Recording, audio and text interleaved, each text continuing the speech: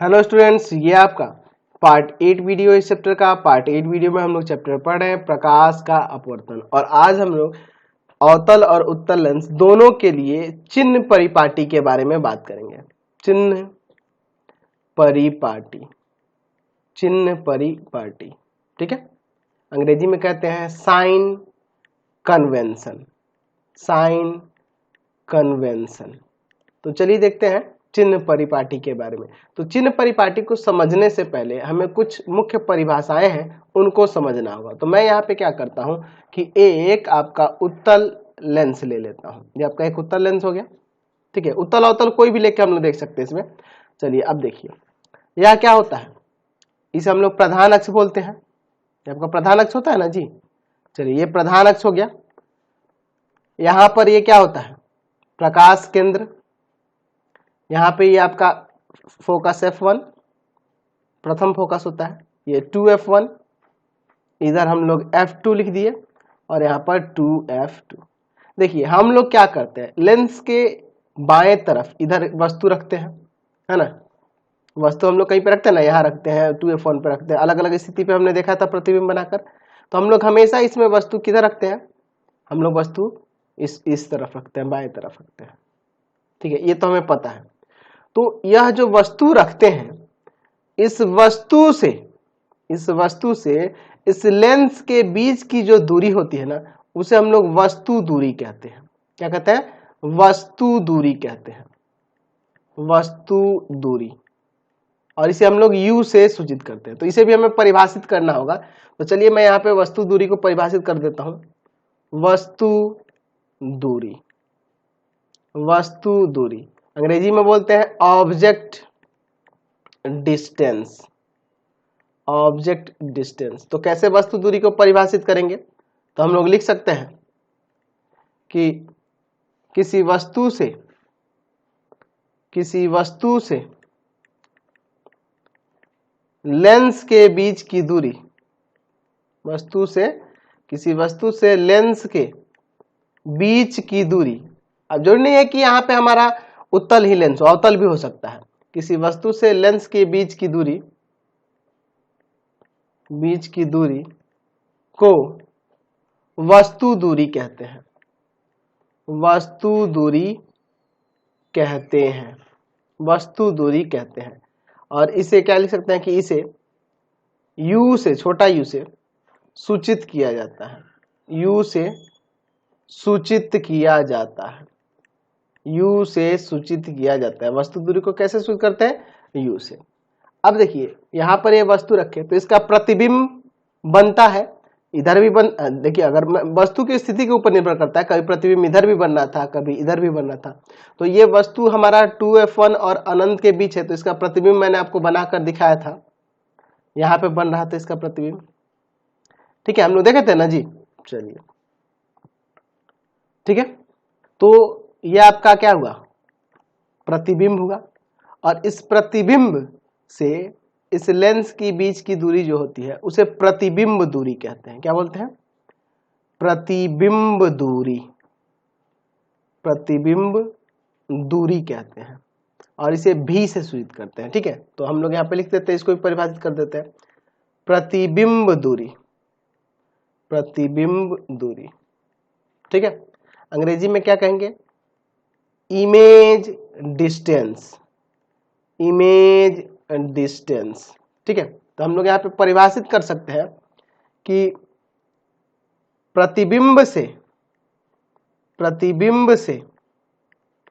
Lens के बीच की दूरी, लेंस के बीच की दूरी को प्रतिबिंब दूरी कहते हैं, प्रतिबिंब दूरी कहते हैं, ठीक है ना। और उसके बाद लिखेंगे कि प्रतिबिंब दूरी को, यानी इसे भी से सूचित किया जाता है, भी से सूचित किया जाता है। प्रतिबिंब दूरी को भी से हम लोग सूचित करते हैं, समझ गए।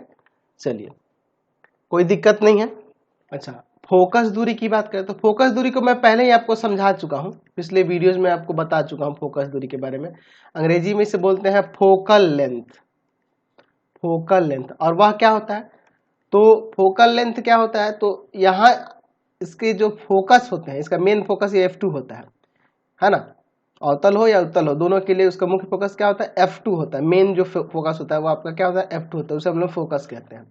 ठीक है, तो उस F2 से लेंस के बीच की दूरी जो होती है उसे हम लोग फोकस दूरी कहते हैं, और इसे स्मॉल f से सूचित करते हैं। ये तो हमें पता है ना जी, ये आपकी क्या होती है, फोकस दूरी होती है। तो लिख सकते हैं इसका भी परिभाषा, चलो मैं फिर से लिख देता हूं कि फोकस से, फोकस किसकी बात हो रही है, सिर्फ F2 की, फोकस से लेंस के बीच की दूरी, लेंस के बीच की दूरी, बीच की दूरी क्या कहलाती है, फोकस दूरी कहलाती है। फोकस दूरी कहते हैं, लेंस से फोकस के बीच की दूरी को फोकस दूरी कहते हैं। इसे कैसे सूचित करते हैं, तो इसे स्मॉल f से सूचित किया जाता है, सूचित किया जाता है। ठीक है, इसे स्मॉल f से सूचित किया जाता है। चलिए अब हम लोग बात करते हैं यहां पर वस्तु ऊंचाई। ठीक है, वस्तु ऊंचाई अंग्रेजी में बोलते हैं object, object height, object height. देखिए ऑब्जेक्ट हाइट होता क्या है, तो जो वस्तु की लंबाई होती है ना, उसी लंबाई को उसे वस्तु ऊंचाई कहते हैं, और उसे HO से सूचित करते हैं। H और बेस में O देते हैं, तो लिख सकते हैं यहां पर कि वस्तु की लंबाई को, लंबाई को वस्तु ऊंचाई कहते हैं, वस्तु ऊंचाई कहते हैं।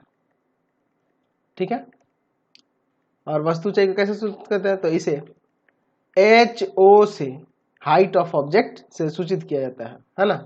हाइट ऑफ ऑब्जेक्ट कहिए या ऑब्जेक्ट हाइट कहिए, HO से सूचित किया जाता है। ठीक है, चलिए अब बात करते हैं हम लोग प्रतिबिंब ऊंचाई के बारे में। प्रतिबिंब ऊंचाई, प्रतिबिंब ऊंचाई, ध्यान रखिएगा कई जगह ना वस्तु की जगह बिंब भी लिख देता है, कई जगह वस्तु की जगह बिंब भी लिख देता है, तो उसका मतलब एक ही है। ठीक है, बिंब कहिए या वस्तु कहिए, एक ही बात होती है। ठीक है, अंग्रेजी में से क्या कहेंगे, इमेज हाइट या height of image, image height, image height.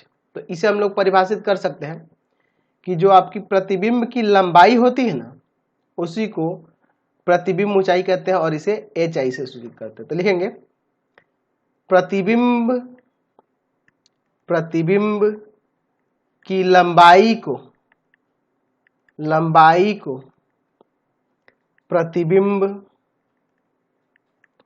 ऊंचाई कहते हैं, प्रतिबिंब ऊंचाई कहते हैं। इसे किससे सूचित करते हैं, इसे HI से, इमेज हाइट या हाइट ऑफ इमेज, HI से सूचित किया जाता है। बेस में आई रहेगा, ठीक है, ध्यान रखेंगे, सूचित किया जाता है, सूचित किया जाता है। तो यहां से आपको क्लियर हो गया फोकस दूरी क्या होता है, वस्तु दूरी, प्रतिबिंब दूरी, वस्तु ऊंचाई और प्रतिबिंब ऊंचाई। अब हम लोग चिन्ह परिपाटी के बारे में बात करेंगे, तो हमें अच्छे से समझ में आएगा। चलिए, तो सबसे पहले हम लोग उत्तल लेंस के लिए चिन्ह परिपाटी देख रहे हैं, साइन कन्वेंशन इसका उत्तल लेंस के लिए देख लेते हैं। चलिए, तो ये आपका प्रधान अक्ष हो गया, यहाँ पे ये ऑप्टिकल सेंटर F1, यहाँ पे 2F1, इधर आपका F2 दे देते हैं और 2F2 दे देते हैं। हम लोग क्या करेंगे यहाँ पे चिन्ह परिपाटी के लिए, मैंने आपको प्रकाश के परावर्तन में भी समझाया था, हम लोग ये जो प्रधान अक्ष है इसको x अक्ष मान लेंगे, यहाँ पे ये x हो जाएगा और इधर x डैश हो जाएगा। ठीक है, और इस पर y अक्ष जो होगा लेंस से सटे हुए एक लंबवत इस पर रेखा लेके चलेंगे। ठीक है, ये आपका y अक्ष हो जाएगा, तो ऊपर y दे देंगे और नीचे हम लोग वाई डैश दे देंगे। अब इसके बारे में पता है कि ये एक्स अक्ष का धनात्मक दिशा है, ये एक्स अक्ष का ऋणात्मक है, वाई अक्ष का धनात्मक है, वाई अक्ष का ऋणात्मक है, इतना तो पता है आपको। देखिए हम लोग क्या करते हैं, वस्तु को हमेशा इधर बाएं तरफ ही रखते हैं ना, लेंस से, अवतल हो या उत्तल हो दोनों में। तो यहाँ अगर मान लो मैं वस्तु रखता हूं तो ये वस्तु कहाँ पे है, एक्स अक्ष के ऋणात्मक दिशा में है, एक्स अक्ष के ऋणात्मक दिशा में। तो यहां से यहां तक की दूरी, यह आपकी पता है कि वस्तु दूरी है, और इसे हम लोग यू से सूचित करते हैं। तो वस्तु दूरी किस में हो जाएगा, माइनस का होगा, क्योंकि ये एक्स अक्ष के ऋणात्मक दिशा में है। ठीक है, वस्तु दूरी क्या होता है इसमें, माइनस में होता है। अच्छा, अब मैं बात करूं इसमें मेन फोकस की, तो मेन फोकस आपका F2 होता है। ठीक है, और यहां से यहां तक की दूरी फोकस दूरी होती है। ये फोकस दूरी किस पे, एक्स अक्ष के धनात्मक दिशा में, तो फोकस दूरी किस में होता है, यहाँ पे प्लस में होता है। यहाँ से ध्यान से हमें पता चल गया ये कि उत्तल लेंस में फोकस दूरी प्लस में होता है और वस्तु दूरी माइनस में होता है। अच्छा ठीक है, क्लियर है। अच्छा, वस्तु ऊंचाई, height of object, height of object की बात करें तो देखो ये ऊपर की तरफ गया है, यानी कि वाई के धनात्मक अक्ष की तरफ गया है, तो ये हमेशा प्लस का होता है। ठीक है, हमेशा प्लस का होता है। क्लियर हो गया। चलिए अब देखिए, यहाँ पे अगर मैं वस्तु स्थित रखता हूं, यहाँ पे वस्तु रखता हूं, तो उसका प्रतिबिंब कहाँ बनेगा, यहाँ बनेगा। ये तो आपको पता है ना, मैंने बनाकर आपको दिखाया था पिछले वीडियो में, यहाँ पे प्रतिबिंब बनेगा। तो यह प्रतिबिंब कैसा बन रहा है, वास्तविक और उल्टा बन रहा है। लेकिन जब वस्तु F1 और लेंस के बीच हम रखते हैं, इधर रखते हैं, तो उसका प्रतिबिंब इधर बनता है, आभासी और सीधा बनता है। तो इसमें दो अलग अलग कंडीशन आ जा रहे हैं। तो पहले हम लोग लिखते हैं कि अगर प्रतिबिंब वास्तविक तथा उल्टा हो, अगर प्रतिबिंब वास्तविक तथा उल्टा हो तो इधर बनेगा, दाहिने तरफ बनेगा, आपको पता है, और आभासी और सीधा में बाएं तरफ बनता है, हमने लेंस में देख लिया है। तो यहाँ पे अगर प्रतिबिंब हुआ, ठीक है, तो यहाँ से यहाँ तक की दूरी प्रतिबिंब दूरी होगी, और ये एक्स अक्ष के धनात्मक दिशा में, तो यानी हमें पता चल गया कि प्रतिबिंब अगर वास्तविक और उल्टा बनता है उत्तल लेंस में, तो प्रतिबिंब दूरी जो होती है प्लस की हो जाती है। प्रतिबिंब दूरी क्या हो जाती है, पॉजिटिव हो जाती है। अच्छा समझ रहे ना बात को, प्रतिबिंब दूरी क्या हो जाती है, धनात्मक। अच्छा, प्रतिबिंब ऊंचाई की बात करेंगे तो प्रतिबिंब ऊंचाई वाई अक्ष के ऋणात्मक दिशा में, तो प्रतिबिंब ऊंचाई जो होता है यहाँ माइनस का होता है, निगेटिव होता है। ठीक है। अच्छा, अगर प्रतिबिंब आभासी और सीधा बन जाए, इसमें दोनों बनता है ना जी, उत्तल लेंस में दोनों बनता है, एक ही कंडीशन में बनता है आभासी और सीधा, लेकिन बनता है ना भाई, तो आभासी और सीधा भी तो बन सकता है। तो आभासी और सीधा बनेगा अगर प्रतिबिंब, तो वो आपको पता है कब बनता है, जब वस्तु हम लोग यहाँ रखते हैं, तो आभासी और सीधा प्रतिबिंब जो होता है इधर यहाँ पे ऐसे बन जाता है, ऐसे बनता है ना जी, मैंने आपको बताया था। ठीक है, तो यहाँ पर वस्तु तो हम लोग इधर ही रखेंगे, लेकिन प्रतिबिंब भी इसी तरफ बन जा रहा है, लेंस के इसी तरफ बन रहा है। तो यहाँ से प्रतिबिंब दूरी क्या होगी, तो ये एक्स अक्ष के ऋणात्मक में बनने लगा, यानी निगेटिव होगी। और प्रतिबिंब ऊंचाई की बात करें तो प्रतिबिंब ऊंचाई ये वाई अक्ष के धनात्मक दिशा में है, तो ये पॉजिटिव हो जाएगा। तो ये आपको ध्यान रखना होगा कि उत्तल लेंस में वस्तु दूरी होता है माइनस में, फोकस दूरी होता है प्लस में, और वस्तु ऊंचाई जो होता है प्लस में होता है। ठीक है, अगर प्रतिबिंब वास्तविक और उल्टा बनता है तो प्रतिबिंब दूरी प्लस में और प्रतिबिंब ऊंचाई माइनस में। अगर प्रतिबिंब आभासी और सीधा बनता है तो प्रतिबिंब दूरी माइनस में और प्रतिबिंब ऊंचाई प्लस में होगा। तो ये तो रहा उत्तल लेंस के लिए। अब चलिए इसी तरह से हम लोग अवतल लेंस के लिए भी बात कर लेते हैं। तो यह आपका एक अवतल लेंस हो गया, यह आपका प्रधान अक्ष हो जाएगा, ध्यान से देखिएगा, यह ऑप्टिकल सेंटर, यहाँ पर F2, यहाँ 2F2, F1 2F1। तो देखिए इसमें भी हम लोग वस्तु इधर ही रखते हैं। ठीक है, हम लोग वस्तु इधर ही रखते हैं, जैसे मान लो हम लोग यहाँ पे वस्तु रख देते हैं। ठीक है, हमेशा हम लोग बाएं तरफ ही से में वस्तु रखते हैं। तो देखो हम लोग क्या करना होगा कि प्रधान अक्ष को एक अक्ष ले लेना होगा, और इस लेंस से सटे हुए एक लंबवत लेके चले आएंगे इस अक्ष पर ही, तो वो आपका वाई अक्ष हो जाएगा। ये वाई अक्ष का धनात्मक और ये वाई अक्ष का ऋणात्मक। तो हमें पता है कि इसमें हमेशा वस्तु जो रखते हैं बाईं तरफ ही रखते हैं। ठीक है, तो वस्तु दूरी क्या हो जाएगा, माइनस में, ठीक है। अच्छा फोकस की बात करें तो इसमें मेन फोकस जो होता है ये होता है, तो फोकस दूरी आपका किस में होगा, फोकस दूरी माइनस में। यानी कि हमें ये पता चल गया कि आपका अगर अवतल लेंस हो तो फोकस दूरी माइनस में होगा, और उत्तल लेंस होगा तो फोकस दूरी प्लस में होगा, ठीक है। अच्छा हम लोग वक्रता त्रिज्या के बारे में जानते हैं ना जी, आर जो होता है वो इसमें माइनस का होगा, है ना जी। जो फोकस का चिन्ह होता है वही वक्रता त्रिज्या का भी चिन्ह होता है, समझ गए ना। चलिए अब हम लोग बात करते हैं इसके बाद वस्तु ऊंचाई की। तो वस्तु ऊंचाई हमेशा प्लस में, ये देखो ऊपर की तरफ गया है, ठीक है। अच्छा इसमें जो प्रतिबिंब बनता है हमेशा आभासी और सीधा बनता है, ठीक है, आभासी और सीधा बनता है। हमने देखा था इसमें दो ही कंडीशन था आपके अवतल लेंस में, और मैंने बताया था कि वहां पर प्रतिबिंब क्या होता है, हमेशा आभासी और सीधा ही बनता है। तो इसमें वास्तविक और उल्टा के लिए कंडीशन ही नहीं है, तो हम लोग सीधे जानते हैं कि इसमें हमेशा आभासी और सीधा ही बनता है।